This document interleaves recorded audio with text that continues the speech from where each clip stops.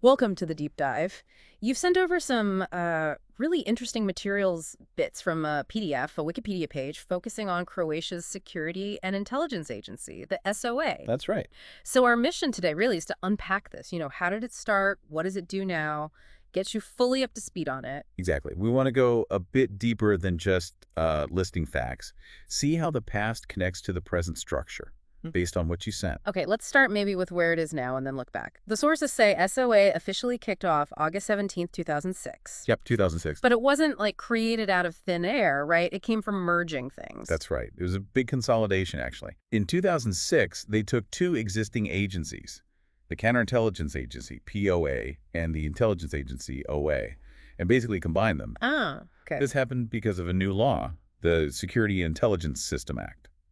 So POA and OA stopped existing, and SOA took their place. So a merger. That sounds, well, strategic. Any idea why they brought them together then? Consolidation makes sense generally, but... The documents don't spell out the exact why explicitly, but yeah, merging like that usually aims for, better efficiency, sharing info more easily, a more unified approach maybe. Right. Combining counter intel and foreign intel, Ah. it can streamline things, analysis, operations, the whole lot. Makes sense. Okay, so who runs this combined agency? Who's overseeing it? Well, the leadership setup really points to high-level political oversight. Yeah. The director. They're appointed and dismissed by both the president and the prime minister. So together. A joint decision, yeah. Which is pretty significant. It suggests they want or need broad political agreement on who's in charge.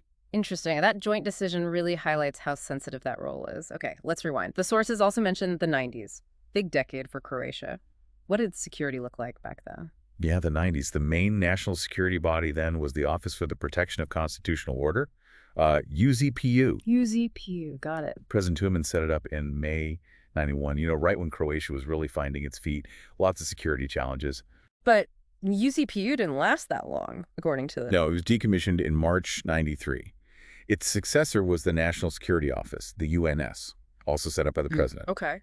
And then later, May 95, a specific law came in, the law on the National Security Office, giving UNS a more formal legal footing. So you see this evolution happening early on. Yeah, you can definitely see the progression. And it wasn't just these main offices, there were committees too.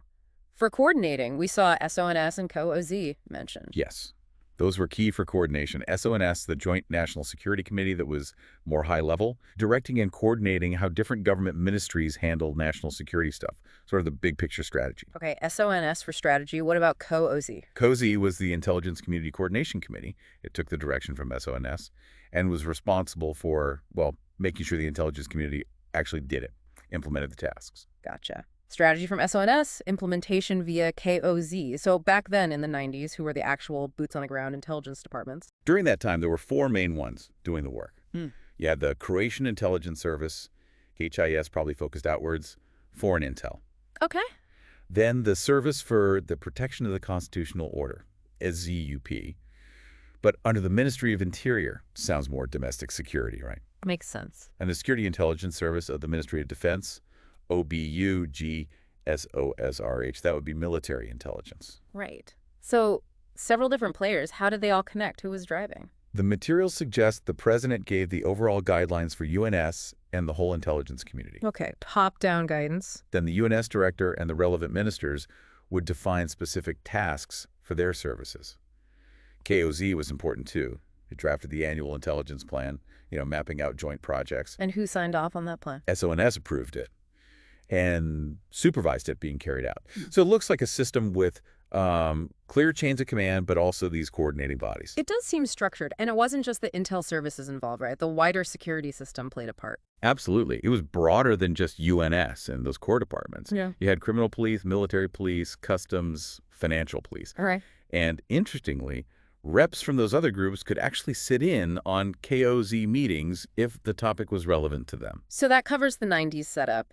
Then what changed leading up to the SOA in 2006? That period from 2002 to 2006 seems key. Yeah, 2002 is a big year.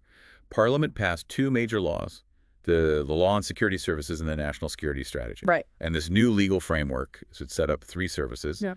the Intelligence Agency, OA, the counterintelligence agency, POA. Ah, the ones that later merged into SOA. Exactly. And also the military security agency, VSA. So they existed separately for a few years first. They did. Yeah. And to help coordination between the president and government Mhm. and just get these new services working together better, they set up the Council for Coordination of Security Agencies. Another council. Yeah, under the Council for National Security. And there was also a special office to give them admin support. So that period, 2002-2006, really set the stage for the big 2006 change. Which brings us right back to that 2006 reform. That seems like the moment the modern SOA really took shape. Precisely. Mid-2006, the Law on Security and Intelligence System gets adopted. Big reform. And it established the two main services Croatia has today. The SOA, our focus, and the Military Security Intelligence Agency, VSOA. Okay, so POA and OA became SOA, and VSA became VSOA. Got it. That clarifies the lineage. So let's dive into the SOA itself. What's its job? What are its responsibilities? What's the core mission? The core mission, based on the sources, is pretty broad. It's about preventing actions that could threaten Croatia's constitutional order, the security of government bodies, the safety of citizens, and national interests. That covers a lot. Can you give some specific examples? What kind of threats are we talking about? Sure. Things like terrorism, obviously, Yeah. any kind of organized violence.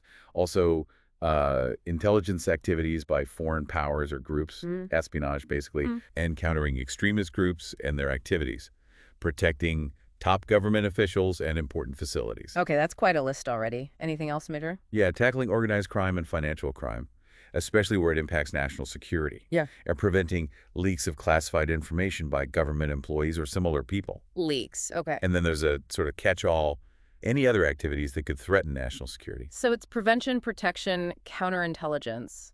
Seems like they need to be proactive, not just reactive. Absolutely. A huge part of their function is gathering information, analyzing it, processing it, evaluating it. Political data, economic, scientific, security data. From where? Relating to other countries, organizations, alliances, even individuals. The real focus is spotting intentions, capabilities, secret plans, anything hidden that could be a threat. And also gathering info just generally important for Croatia's security. Exactly. It's about understanding the landscape to protect national interests. That paints a very clear picture of their mandate. Now, the sources gave a budget figure, though it's a bit dated. Yeah, from 2014, it mentions an annual budget of about $43 million. That's roughly $48 million US back then. Gives you some sense of scale, even if it's from a few years ago. Right. It shows the kind of resources deemed necessary at that time. And if you listening want to dig deeper, find official info, there's a website. Correct. It's www.soa.hr. SOAA.hr. There might be an English version there too, or linked from it. Perfect. Okay, so let's wrap this deep dive up. We've traced how Croatia's security setup evolved, leading to the SOA forming in 2006 from that POA-OA merger. We looked at the dual leadership president in PM. Right, and the history, UZPU, UNS, those earlier structures, and then drilled down into what SOA actually does today, that broad mandate against terrorism, spying, crime, protecting secrets. And hopefully, drawing just from the materials you provided, we've given you a solid foundational understanding of this key Croatian agency. Definitely. So here's something to chew on. The world keeps changing, right? Threats evolve, cyber attacks, disinformation, crime crossing borders. How do agencies like SOA keep up? That's the big question. How might their priorities shift? And what about that constant balancing act, keeping the country safe versus protecting individual rights and being transparent? It's a challenge everywhere. Something to think about. Thanks for joining us on The Deep Dive.